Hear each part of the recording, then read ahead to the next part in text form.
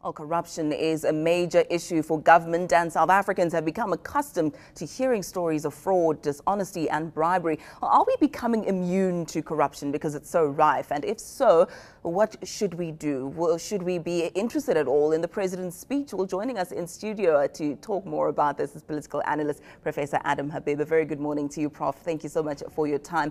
Now, Zuma's critics suggest that all they'll hear today is a lot of promises, no delivery, and very little details. Is this fair?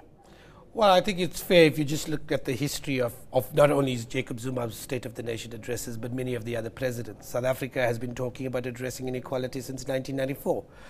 Consistently, it's gone up since 1994. There have been some successes. I think we must acknowledge that.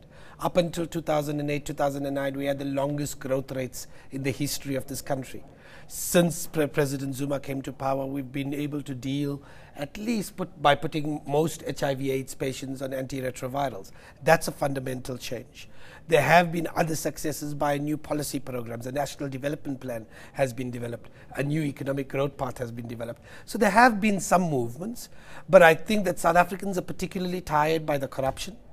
Marikane brought to the fore the inequality and the devastating consequences of inequality. I think the excessive consumption expenditures of government and the ministers was brought together by Nkandla. And there's a demoralization in South Africa's ranks. And that's the backdrop to the State of the Nation address. And I think that's what confronts President Zuma this morning. Well, I'm glad you touched on corruption. I want us to take a look at a clip quickly and just rate him out of 10 on how he's delivered on this. So let's quickly just look at the camera that side and just see whether or not it will pop up. And let's take a look at that clip. The fight against corruption also continues. A special anti-corruption unit has been established in the Department of Public Service and Administration to handle corruption-related disciplinary cases involving public servants. So out of 10, how would you rate his delivery on that promise? 1. It's very simple. South Africans and South African government has begun to respond to issues of corruption on the basis of form. They'll set up a structure, they'll write up a policy document, they'll set up some rules. They don't do the real hard things that need to happen. You want to deal with corruption, it's very simple. Stop half of the cabinet ministers having private enterprises that deal with the state. Stop half of or 3/4 of the NEC members of the NEC having companies that deal with the state.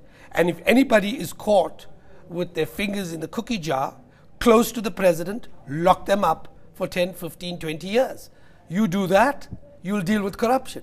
If you allow that to continue, you can talk about corruption as much as you want. It's not going to be dealt with.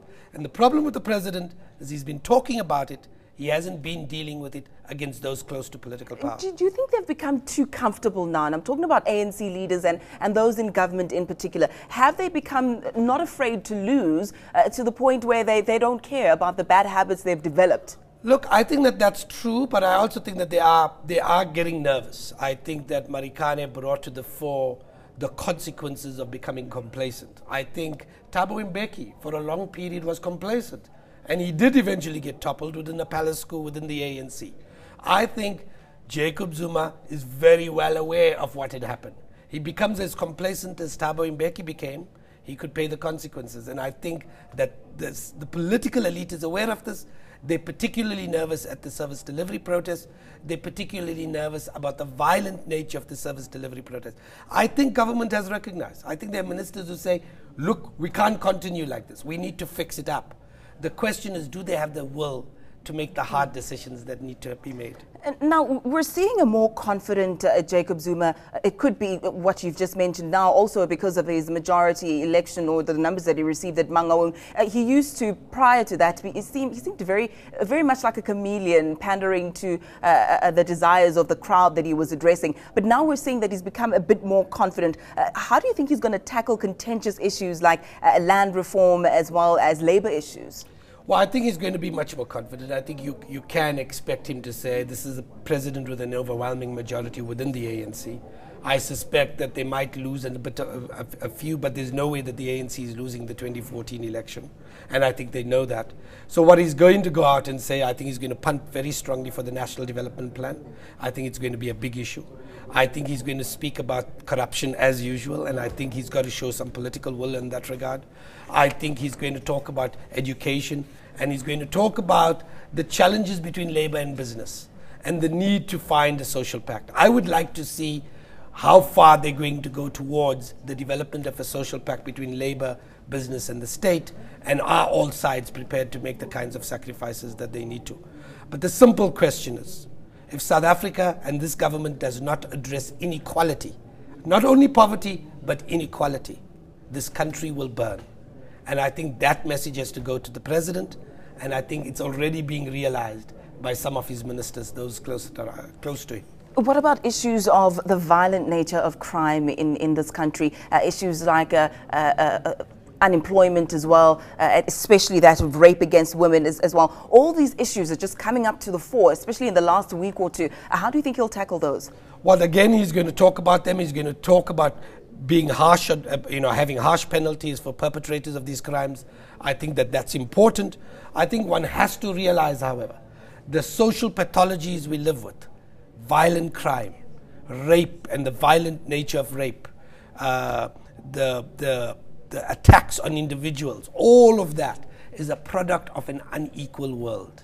When so many young people in our society don't have hope, they have nothing that tells them that they can live a better life or their children can live a better life, then we live like barbarians. Don't be surprised by that. And the question is, the core problem we need to deal with is inequality. That is what the president needs to understand. Prof, very quickly, we're really short on time. eNCA will be flighting the State of the Nation address at 7 o'clock this evening. Why should South Africans care? Why should they watch? They should care simply because what he says is important for the nature of this country. If he gets it right, we will live in a better society. If he doesn't get it right, we're going to be living in a much more worse South Africa. Thank you so much. Always a pleasure talking to you. Thank you so much for joining us. That was political analyst Professor Adam Habib from the University of Johannesburg at the moment, giving us his thoughts on the upcoming State of the Nation address.